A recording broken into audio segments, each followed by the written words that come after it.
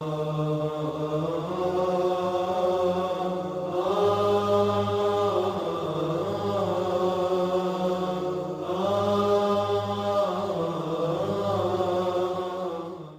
بالله من الشيطان الرجيم بسم الله الرحمن الرحيم إن الله وملائكته يصلون على النبي يا أيها الذين آمنوا صلوا عليه وسلموا تسليما اللهم صل على سيدنا مولانا محمد نور الأنوار وسر الأسرار وسيد الأبرار۔ جو پچھلی دفعہ شروع کیے تھے وہ تھوڑا سا انٹروڈکشن کے بعد ہم جو ہے نا وقت ہو گیا تھا تو سیشن ختم کیے تھے، تو وہیں سے اس کو شروع کرتے ہیں۔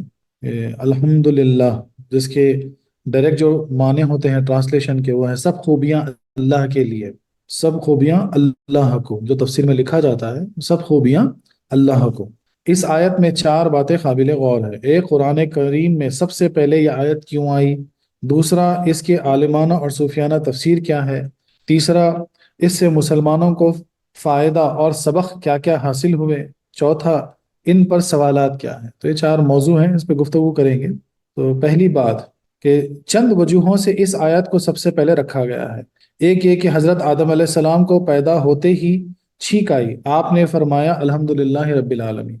اسی لیے ہم کو بھی حکم ہے کہ چھینک کر یہ پڑھیں، اور سننے والا جواب دے یرحمکم اللہ، پھر چھینکنے والا جواب دے کہ یہدیکم اللہ ویصلح بالکم۔ معلوم ہوا کہ یہ پہلا کلام ہے، یعنی جب بھی چھینک آتی ہے تو جو چھینکے وہ الحمدللہ بولے، اور جو سنے اس کو یہدیکم اللہ یرحمکم اللہ بولے، اور واپس چھینکنے والا پھر یہدیکم اللہ بولے، جو حضرت انسان کے منہ سے نکلا۔ رب تعالیٰ نے اپنے کلام کو بھی اسی سے شروع فرمایا۔ دوسرے یہ کہ الحمدللہ میں 8 حروف ہیں اور جنت کے دروازے بھی 8 ہیں، تو جو شخص صفائی قلب سے اسے پڑھے گا وہ انشاءاللہ جنت کے 8 دروازوں کا مستحق ہوگا۔ اس میں اشارہ اس طرح کہ قرآن پاک شروع کرتے ہی پڑھنے والا جنت کا مستحق ہو جاتا ہے۔ اب آگے جس قدر پڑھے گا رب تعالیٰ کے فضل و کرم میں زیادتی ہوگی۔ تیسرے یہ کہ عبادت کی جان اللہ کی تعریف ہے، اسی کو قرآن کریم نے پہلے بیان کیا۔ یعنی کوئی بھی عبادت ہو، اس کا جو جز بولتے ہیں نا، اصل جو مین جو چیز ہے وہ اللہ کی تعریف ہے، اور قرآن پاک بھی اس لیے اس کو پہلے رکھتا ہے۔ پانچویں یہ کہ جب کسی بادشاہ سے کچھ عرض کرنا ہو تو پہلے اس کی تعریف کی جاتی ہے۔ اسی طرح جب کسی کو خط لکھتے ہیں تو اولاً اس کے القاب لکھتے ہیں، بعد میں اپنا مطلوب یعنی جو بھی لکھنا ہے، جو بھی سوال ہے وہ لکھتے ہیں۔ یہ طریقہ ہوا۔ اسی طریقے سے جو ہے قرآن پاک بھی، یعنی جو اللہ کا پورا کلام ہے، یہ اللہ کی حمد سے شروع ہوا۔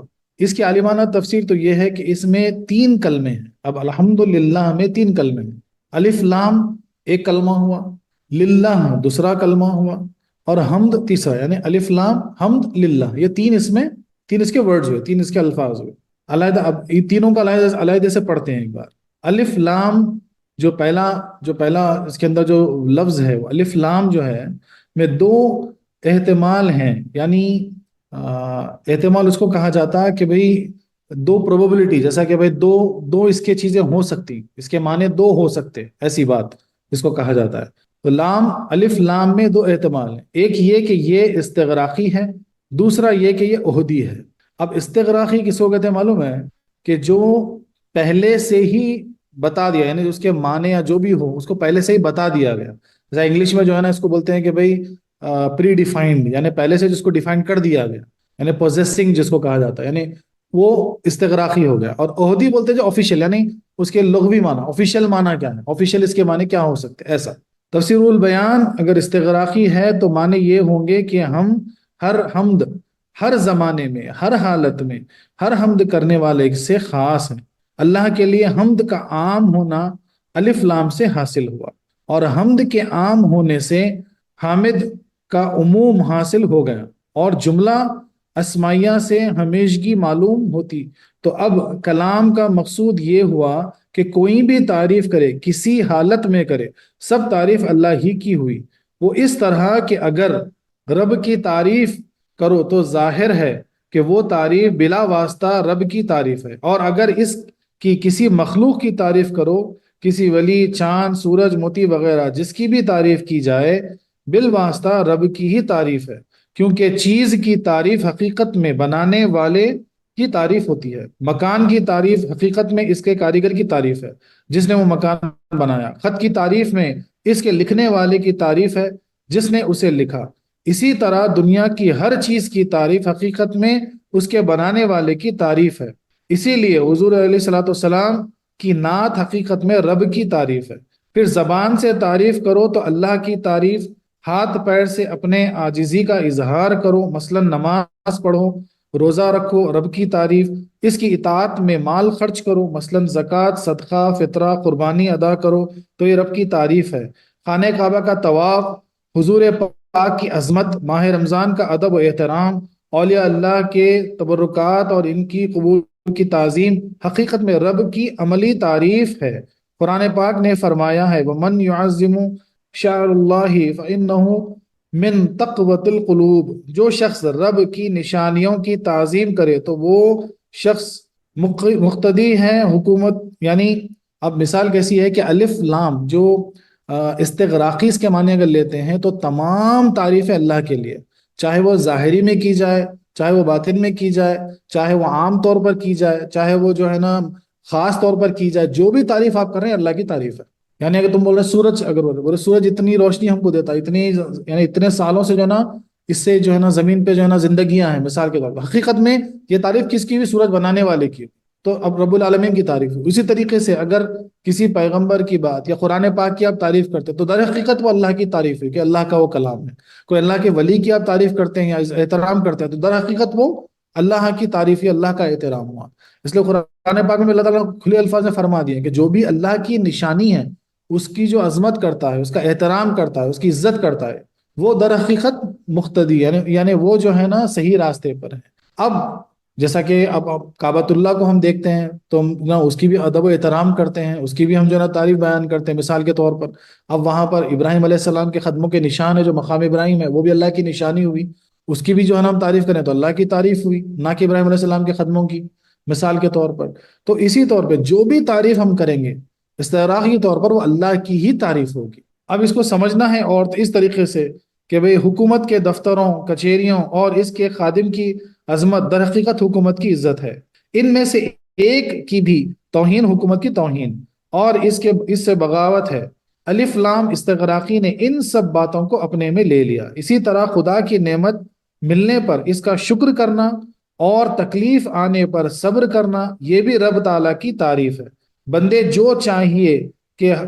کو چاہیے کہ ہر حال میں خدا کی حمد کرے، نعمت میں اس کے لیے حمد کرے کہ خدا کے فضل کا شکر یہ ہے، اور تکلیف میں اس کے لیے حمد کرے کہ جو تکلیف ہم پر آئی ہے وہ کسی گناہ کی وجہ سے آئی ہے۔ خدا کی حمد اس گناہ کا کفارہ بن جائے گی، جب گناہ مٹ جائے گا تکلیف اپنے آپ جاتی رہے گی۔ یہ ہوئی ہر حال کی حمد۔ سبحان اللہ سبحان اللہ، یعنی حمد اس طرح کرو کہ ہر حال میں اللہ کا شکر بجا لا۔ اگر کوئی نعمت اللہ تعالیٰ تم کو عطا کرتا ہے تو اس نعمت کا شکر ادا کرو تو وہ بھی اللہ کی حمد۔ اسی طریقے سے اگر کوئی تکلیف میں آپ ہیں، اب یہاں پہ ایک نقطہ جو سمجھنا اہم ہے کہ بھئی آپ کی زندگی میں جو بھی معاملات گزر رہے ہیں، جو بھی مسئلے مسائل ہو رہے ہیں، مثلا کوئی کام نہیں بن رہا، یا کوئی تکلیف ہے، کوئی بیماری ہے، کوئی مسئلہ آ کے اٹک گیا، کچھ بھی تکلیف ہے، تو اس کے دو وجوہات ہو سکتے ہیں۔ ایک وجہ یہ ہے کہ ہو سکتا کہ آپ سے کوئی ایسی خطا سرزد ہوئی ہو جس کا یہ تکلیف جو ہے نا کفارہ بن رہی، جیسے گناہ مٹ جائیں گے تکلیف دور ہو جائے گی۔ دوسرا یہ صوفیہ کرام فرماتے ہیں کہ ہو سکتا ہے کہ یہ اللہ کی طرف سے آپ پر آزمائش ہو، چھوٹی سی آزمائش ہو، اور اگر اس تکلیف کی حالت میں بھی اگر ہم اللہ کی حمد بجا لاتے ہیں، اللہ کا شکر بجا لاتے ہیں، تو پھر اگر آزمائش ہے تو اس میں بھی کامیابی ہے، اور اگر گناہوں کا کفارہ ہے تو وہ بھی جو ہے نا فٹافٹ کفارہ ہو جاتا، گناہ مٹ جاتے اور جو ہے نا تکلیف دور ہو جاتی۔ اسی لیے نبی کریم صلی اللہ علیہ وسلم سے جب پوچھا گیا تھا کہ یا رسول اللہ صلی اللہ علیہ وسلم، اللہ کی بارگاہ میں اگر ہم دعا مانگیں تو سب سے بہترین دعا کون سی ہے؟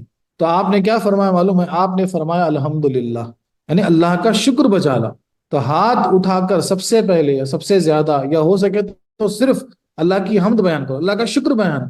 باقی تمہارے حاجات تو تمہارا رب جانتا ہی ہے، وہ تو عطا ہی کرے گا، بس شکر کرنے والے بن جاؤ، انشاءاللہ جو ہے نا اللہ کا فضل ہو جائے گا۔ تو الحمدللہ میں بھی جو ہے نا اسی کا ذکر ہے، اسی کی یعنی جو سب سے پہلے بات ہے استغراق کی معنی اگر اس کے نکالے گئے تو ہر حال میں اللہ کا شکر بجا لانا، ہر جو ہے نا اللہ کی جو ہے نا نعمت پر شکر بجا لانا۔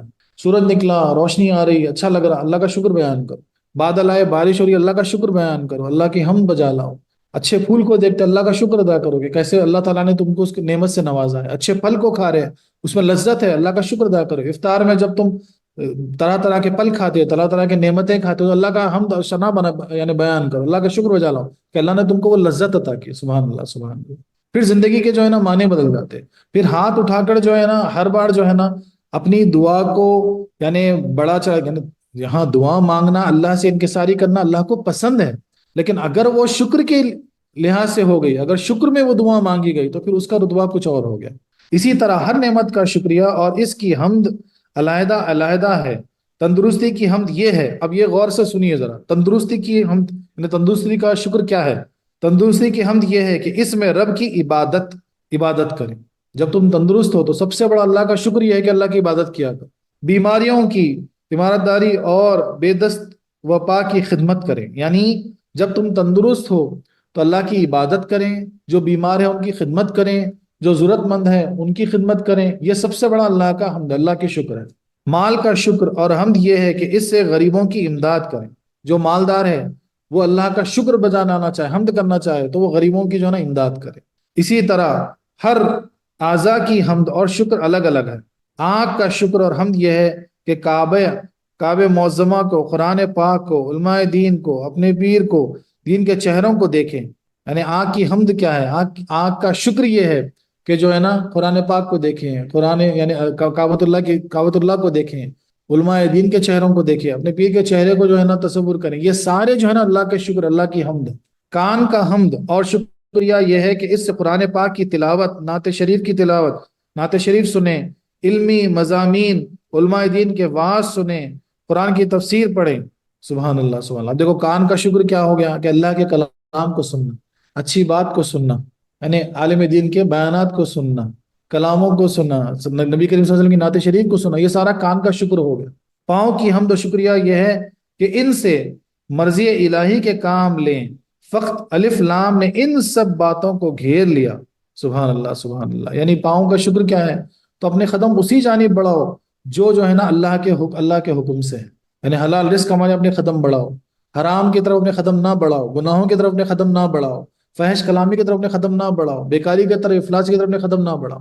انسان کی پیدائش سے پہلے نامعلوم کون کون سی چیزیں دنیا میں کب کب آباد تھیں، اور اب بھی نامعلوم اس عالم میں کس قدر مخلوقات ہیں، ان کو ان کا پیدا کرنے والا ہی جانتا ہے، اور ہر چیز خدا کی تعریف کرتی ہے اور ہمیشہ سے کرتی ہے اور کرتی رہے گی۔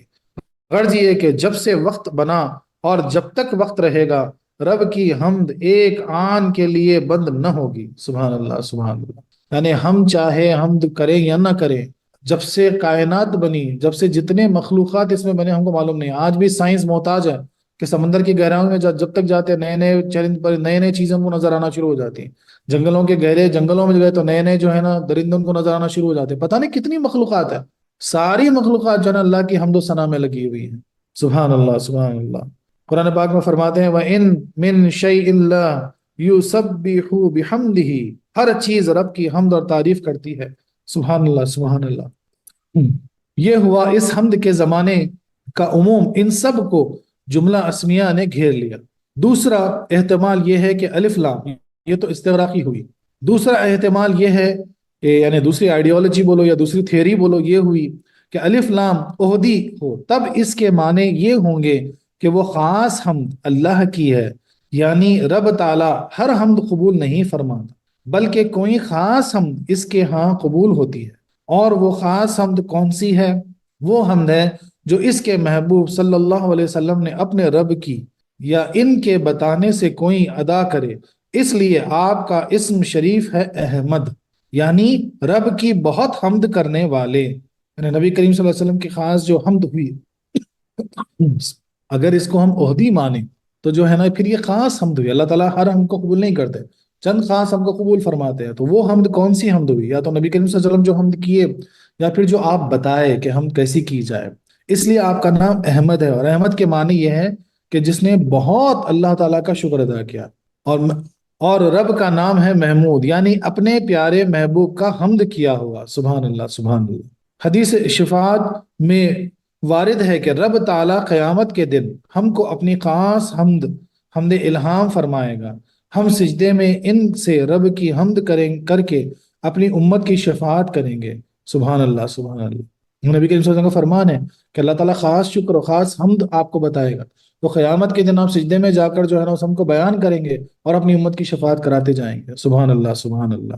درود پڑھیے سب لوگ، اللہم صلی علی سیدنا مولانا محمد نور الانوار وسر الاسرار وسید الابرار۔ حقیقت بھی یہ ہے، آج ہندو، عیسائی، سکھ وغیرہ وغیرہ جو بھی ہیں کافر اپنے اپنے خیال میں خدا کی تعریف کرتے ہیں، مگر ان میں سے کسی کی حمد قبول نہیں جو مسلمان ہی کی قبول ہے۔ کیوں؟ صرف اس لیے کہ مسلمان محبوب علیہ الصلوۃ والسلام کی بتائی ہوئی حمد کرتے ہیں، اور وہ لوگ ان سے علیحدہ ہو کر، یا اس کا مطلب یہ ہے کہ وہ حمد خدا کے ہاں مقبول ہے جو اس کے محبوب علیہ الصلوۃ والسلام کی نعت کے ساتھ ہو، جو حمد الہی نعت مصطفیٰ صلی اللہ علیہ وسلم سے خالی ہو، مردود ہے۔ شیطان کی ساری عبادتیں بیکار ہو گئی، تمام کفار کی ساری حمد وغیرہ غیر مقبول، اس لیے کہ اس میں نعت کی چاشنی نہیں۔ اس لیے کلمہ، نماز، خطبہ، اذان، غرض کے مسلمان کی کوئی عبادت حضور صلی اللہ علیہ وسلم کی نعت سے خالی نہیں، یعنی ہر جگہ درود شامل ہے۔ اگر اذان ہے تو اللہ کے نام کے ساتھ نبی کریم صلی اللہ علیہ وسلم کا نام ہے، کلمہ ہے تو آپ کے نام کے ساتھ آپ کا کلمہ ہے، نماز ہے اور تیات پڑھتے ہیں اور سلام بھیجتے ہیں، درود پڑھتے ہیں اور درود ابراہیم پڑھتے ہیں مثلا۔ ہر عبادت میں جو ہے نا آپ کی نعت شامل ہے، آپ کا بتایا ہوا طریقہ شامل ہے۔ تو اگر اس تھیوری کو ہم لیتے ہیں کہ بھئی عہدی یعنی آفیشیل طور پر الف لام کے معنی یعنی کیا گھیرے ہوئے ہیں، تو وہ اس تعریف کو گھیرے ہو جو نبی کریم صلی اللہ علیہ وسلم کا بتایا ہوا طریقہ ہو۔ حمد خدا روحانی غذا ہے، اور نعت مصطفیٰ صلی اللہ علیہ وسلم اس کا نمک ہے۔ بغیر نمک ساری غذا بیکار، بغیر نعت مصطفیٰ علیہ الصلوۃ والسلام ساری حمد غیر مقبول ہے۔ یعنی واقع میں تو سب حمد اللہ ہی کی ہیں، لیکن مقبول حمد وہی ہے جو حضور علیہ الصلوۃ والسلام کی بتائی ہوئی ہیں۔ تیسرے معنی اس کے یہ بھی ہو سکتے ہیں کہ وہ خاص حمد اللہ کی ہے، یعنی ساری مخلوق میرے محبوب علیہ الصلوۃ والسلام کی حمد و ثنا کرے، مگر جیسی چاہے ویسی نہیں کر سکتی۔ محبوب علیہ الصلوۃ والسلام کا کامل حمد وہی ہے جو رب نے کی، اس لیے رب کا نام ہے حامد اور حضور علیہ الصلوۃ والسلام کا نام ہے محمد۔ سبحان اللہ، سبحان اللہ۔ یعنی رب تعریف فرمانے والا کس کی؟ اپنے محبوب علیہ الصلوۃ والسلام کی، اور محمد صلی اللہ علیہ وسلم تعریف کیے ہوئے ہیں۔ یعنی محمد کے معنی کیا ہوتے ہیں؟ جس کی حمد کی گئی، جس کی تعریف کی گئی۔ اور آپ کی تعریف کون کرے؟ تو اللہ تبارک و تعالیٰ کر اپنے رب کے۔ پہلے تمام تو توجہوں کی بنا پر اس آیت میں اللہ محمود ہیں اور ساری مخلوق یا نبی کریم صلی اللہ علیہ وسلم اس کے حامد ہوئے، لیکن اس آخری توجہ کی روح سے حضور علیہ الصلوۃ والسلام محمود ہیں اور اللہ حامد۔ تو یہ آیات جس طرح حمد خدا ہے، اسی طرح نعت مصطفیٰ بھی ہے صلی اللہ علیہ وسلم۔ خیال رہے کہ ساری عبادت سنت رسول اللہ ہے، مگر نعت مصطفیٰ سنت الہیہ ہے۔ نیز ساری عبادت نبوت کی 13ویں سال سے آنا شروع ہوئی۔ سب سے پہلے نماز آئی جو معراج میں ملی، مگر حضور صلی اللہ علیہ وسلم کی نعت شریف اول ہی سے آئی۔ نیز ہماری موت کے بعد تمام عبادت ختم ہو جائیں گی، مگر نعت مصطفیٰ قبر و حشر ہر جگہ خصوصاً مقام محمود پر کام آئے گی۔ سبحان اللہ، سبحان اللہ۔ تو یہ پہلا جو اس کے اندر جو ہے الف لام کا جو گھیرا ہے، اس کی جو تفسیر ہوئی، یعنی اگر اس کو احتمال کو پوری طور پہ سمجھے، جو دو اس کے تھیریز نکل سکتے ہیں، تو اس کا پورا یہ مجموع ہوگا۔ اب تھوڑا آگے بڑھتے ہیں حمد کی طرف۔ حمد 3 چیزوں میں فرق کرنا چاہیے، ایک ہے حمد، دوسرا ہے مدح، اور تیسرا ہے شکر۔ حمد کے معنی ہے کسی کی اختیاری خوبی بیان کرنا، خواہ وہ کوئی نعمت دے یا نہ دے۔ شکر کے معنی ہے کہ کسی اختیاری خوبی ظاہر کرنا اس لیے کہ اس نے ہم کو کچھ دیا ہے، اور مدح کسی کی خوبی بیان کرنا خواہ اختیاری ہو یا غیر اختیاری۔ جب موتی کی صفائی کی تعریف کی جائے تو یہ اس کی مدح ہے، اور جب کوئی ہم کو کچھ دے اور ہم اس کی تعریف میں کہہ دیں کہ آپ سقی ہیں، یا جھک کر اسے سلام کریں، تو یہ اس کا شکر ہے۔ اور ویسے ہی کسی کی تعریف کریں کہ فلاں بڑا عالم ہے، یہ اس کی حمد ہے۔ یعنی 3 اس کو فرق سمجھنے کے لیے، ایک حمد ہوئی یعنی کسی سے کچھ ملے نہ ملے اس کی تعریف کر رہے ہیں تو وہ حمد ہوگی۔ دوسری مدح یعنی ہمارے بولنے کرنے سے فرق نہیں پڑتا، لیکن ہمارے بولنے سے اس کا یعنی پتہ چل جائے کہ بولے ایک موتی دیکھے آپ، یا کوئی ہیرا دیکھے، بولے واہ واہ کیا ہے ماشاء اللہ، تو اس کی تعریف ہوئی، اس سے کچھ کو فرق نہیں پڑا، نہ آپ کو کچھ ملا، لیکن اس کی آپ مدح کر۔ اور تیسرا ہوا شکر، یعنی کوئی چیز آپ کو کچھ دے دے، کچھ آپ کو مل جائے اور اس پر آپ اس کا شکریہ ادا کریں تو وہ شکر ہوا۔ لیکن اس آیت میں لفظ حمد تینوں معنی کو شامل ہے، تینوں معنی کو شامل ہے، اس لیے آگے اللہ کا نام، ذاتی اور اس کی کچھ صفتوں کا ذکر کیا گیا ہے۔ لفظ اللہ نے حمد کی حقیقی معنی کو بیان کیا، اور الرحمن الرحیم نے شکر کے معنی، اور مالک یوم الدین نے مدح کے معنی۔ اللہ کے لام میں تین احتمال ہیں، یا خصوصیات کا لام ہو، یا استحقاق کا، یا ملکیت کا۔ تو معنی اس آیات کے یہ ہوں گے کہ تمام حمدیں اللہ کے ساتھ خاص ہے، یا اللہ کا مستحق ہے، یا وہ اللہ کی ملکیت ہے۔ اب جو شخص بھی غیر اللہ کو اپنا معبود جان کر اس کی تعریف کرے گا، گویا خدا کی امانت میں خیانت کرے گا، اللہ اکبر، کرتا ہے، کیونکہ حمد ملک حمد مالک تو ہے خدا کی، اور اس نے صرف کی اور جگہ، یعنی اب اگر یعنی ایسا ہوگا کہ اگر اللہ کی تعریف چھوڑ کر ہم کسی اور کی تعریف بیان کرتے ہیں تو پھر وہ امانت میں خیانت ہوگی، سیدھی سیدھی بات، کیونکہ ہر وہ چیز جو ہے وہ اللہ کی عطا کردہ ہے۔ اب اس کی تھوڑا باتیں نہیں کہ اس کے کیا معنی ہوتے ہیں، صوفیانہ تفسیر کیا ہے اس کی، ذرا اس کی طرف نظر ڈالتے ہیں کہ صوفیہ کرام فرماتے ہیں کہ حمد کے معنی ہے محمود کے کمال کا ظاہر کرنا، سبحان اللہ سبحان اللہ، اور جو شخص یا جو چیز اپنے میں جو بھی کمال رکھتی ہے وہ حقیقت میں رب ہی کا کمال ہے، لہٰذا دنیا کی چیزوں کے کمال کا ظہور خدا کی حمد ہے۔ اس کا مطلب صاف یہ ہوا کہ کوئی شخص زبان سے خدا کی حمد کرے یا نہ کرے، رب تعالیٰ کی حمد ہے۔ ایک بت پرست بت کو سجدہ کر رہا ہے، اپنی حماقت سے اپنی اختیاری تعریف کو غلط جگہ صرف کر رہا ہے، لیکن اس کے جسم کی بناوٹ اور اس کے ہاتھ پاؤں کی طاقت اور اس کی قوت گویائی عرض کے اس کی ہر اعضا اس کی ہر حرکت پر پکار کر کہہ رہی ہیں کہ میرا خالق بے نیاز ہے، اور بزبان حال اس پر لعنت کرتی ہیں کہ اندھے تو کیا کر رہا ہے۔ غرض یہ کہ اس کی بت پرستی کی حالت میں بھی اس کی غیر اختیاری حمد اللہ ہی کے لیے ہو رہی ہے، اللہ اکبر۔ اس مدے کو یعنی اس پوائنٹ کو ذرا غور سے سنو کہ اگر ایک بت پرست بت کے سامنے بھی سجدہ کر رہا ہے، اس کی تعریف بیان کر رہا ہے، لیکن اس کے جسم کا ہر اعضا جو ہے نا اس کو پکار کے اس میں لعنت بھیج رہا ہے کہ وہ تو کدھر جا رہا ہے، کس کی تعریف بیان کر، ہمارا خالق تو بے نیاز ہے، ہم کو بنانے والا تو کوئی اور ہے، اس کی شکر تو بیان کر۔ تو چاہو یا نہ چاہو آپ کے ہر اعضا بھی جو ہے نا وہ اللہ کی حمد میں لگے ہوئے، سبحان اللہ سبحان اللہ۔ اگر ایک کمبخت خدا اپنے کو پہچان لیتا تو بت پرستی کبھی نہ کرتا۔ یہی معنی اس حدیث کے ہیں، من عرف نفسہ فقد عرف ربہ۔ صوفیہ کرام فرماتے ہیں کہ لا موجود الا اللہ، یعنی صرف حق تعالی ہی موجود ہے، دنیا کی سب چیزیں اس کا سایہ اور اعتبار ہیں، اور سائے کی تعریف حقیقت میں سائے والے کی تعریف، لہٰذا جس کی تعریف کرو رب ہی کی تعریف ہے، کیونکہ وہ اس کے وجود کا ہی ذل ہے، سبحان اللہ سبحان اللہ۔ حقیقت محمدیہ یہ اس کا اعتبار اول، باقی سارا عالم اس کا اعتبارات، یعنی اب ایک صوفیہ کرام کیا فرماتے ہیں کہ حقیقت میں اللہ کے سوا کوئی موجود ہی نہیں ہے، مثلا کیوں؟ اب اس کو تھوڑا سمجھنا پڑے گا کہ کیا معنی ہے، کیا ہم بھی تو موجود ہیں اس وقت مثال کے طور پر۔ اب اس کا جواب یہ ہوگا کہ ہم اگر موجود ہیں اس وقت تو کس کے حکم؟ اللہ کے حکم سے موجود ہیں، اور اللہ کی پھونکی بھی روح جب تک ہمارے اندر ہیں ہم موجود ہیں۔ اور ہر وہ چیز، کوئی بھی شے لے لو، جیسا پھول تازہ ہے تو اللہ، جب تک اللہ کے ذکر میں تازہ ہے، ورنہ مردہ ہے۔ تو ہر وہ چیز جو ہے نا اللہ ہی کے نور سے استفاضہ کیے ہوئے ہے، اس لیے وہ حیات میں ہے۔ لیکن ہمیشہ سے جو ذات باقی ہے اور ہمیشہ جو ذات باقی رہے گی وہ سوائے اللہ کے اور کسی کی ذات نہیں۔ آج ہم ہیں، 100 سال بعد ہم نہیں ہوں گے مثلا، پیچھے ہم 50 سال پہلے نہیں تھے مثلا، تو ہمارا ہونا یا نہ ہونا اس سے کوئی فرق نہیں پڑتا، لیکن ہمیشہ جو ذات ہونے والی اللہ کی ذات۔ تو بلا شبہ یوں سمجھو کہ دھوپ میں ایک آئینہ رکھا ہے جس میں آفتاب کا عکس آ رہا ہے، اس کے مقابلے میں کسی کوٹری میں بہت سے رنگ برنگے آئینے رکھے ہیں، اس آئینے کی وجہ سے ان تمام آئینوں میں آفتاب کے عکس پہنچ رہے ہیں، لیکن چونکہ ان کے رنگ الگ الگ ہیں لہذا مخلوق مختلف رنگ سے سورج کے عکس نظر آ رہے ہیں۔ دیکھو اصل تو وہ آفتاب ہے جو آسمان پر چمک رہا ہے، اس کا پہلا سایہ دھوپ والے آئینے میں ہے اور اس کے دیے ہوئے عکس کو کوٹری کے سارے آئینوں میں ہے۔ اب ان عکسوں میں سے جس کے حسن و جمال اور نور کی تعریف کرو وہ حقیقت میں آسمان والے اصل سورج کی تعریف ہے۔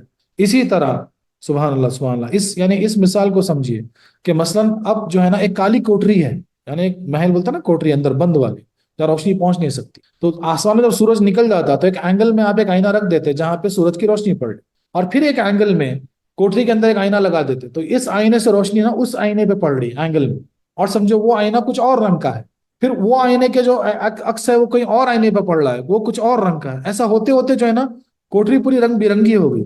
تو اب جو دیکھنے والا ہے وہ اس رنگ والے آئینے کو دیکھ کے بولے گا کہ واہ کیا آئینہ ہے، تو کیا روشنی ہے اس کی. تو حقیقت میں تعریف تو اس سورج کی بھی جو آسمان پہ نکلا ہوا ہے، کیونکہ اسی کی وہ روشنی ہے، اس کا ہی عکس وہاں پہ پڑ رہا ہے. مثلا تعریف اس آئینے کی نہیں، کہ اس کا اپنا کچھ نہیں ہے، اس پہ جو عکس اس کو جو مل رہا ہے، جو مین آئینے سے جو سورج کی روشنی رکھ کے اس تک جو پہنچ رہی ہے، وہ اصل تو روشنی اس کی ہے، تو تعریف اس کی ہوگی. سبحان اللہ سبحان اللہ.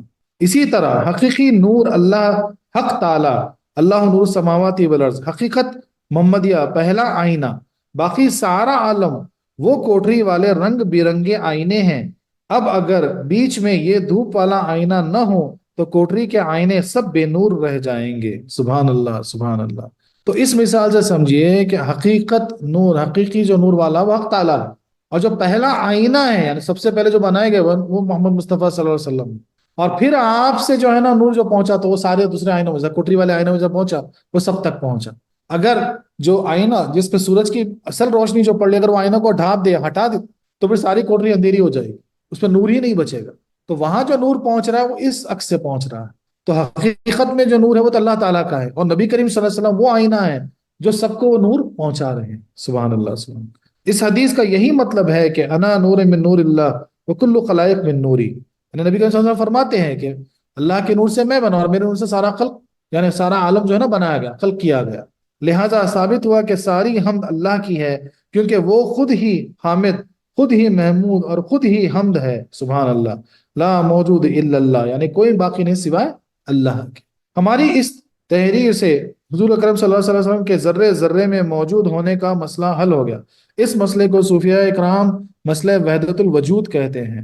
حقیقت میں یہ مسئلہ کسی حال والے سے سمجھنا چاہیے. اب اس میں بہت گہری بحث اور گفتگو ہے، انشاءاللہ کبھی جو ہے نا ایک وحدت الوجود پہ ایک بیان رکھیں گے تاکہ اس کو سمجھا سکیں.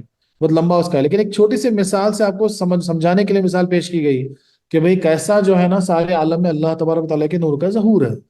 یعنی قرآن پاک کی جو آیت ہے کہ اللہ کل اللہ نور السماوات والارض، جو قرآن پاک کی آیت ہے کہ تمام زمین و آسمان کا نور جو ہے اللہ ہی سے ہے، اس کو سمجھنے کے لیے اس مثال سے آپ سمجھ سکتے ہیں. اب اس میں کچھ مسائل ہیں جس سے بات کرتے ہیں کہ جمعہ کے خطبے میں حمد پڑھنا واجب ہے، اور خطبہ نکاح اور دعا اور ہر جائز کام کے اول و آخر میں اور ہر کھانے پینے کے بعد حمد کرنا مستحب ہے، اور چھینک کر بھی الحمدللہ کہنا مستند ہے یعنی مستحب ہے. اب بولتے ہیں کہ ہر اچھے کام کو شروع کرنے سے پہلے خطبے میں، نکاح میں، کوئی ایگریمنٹ میں، کوئی بھی کام کرنے سے پہلے اللہ کا شکر کیا کرو، الحمدللہ بول کے شروع کرنا ہے. اور کھانا کھانے کے بعد، پینے کے بعد، کوئی بھی لذت چکھنے کے بعد اللہ کا شکر بجا لانا. وآخر دعوانا أن الحمد لله رب العالمين.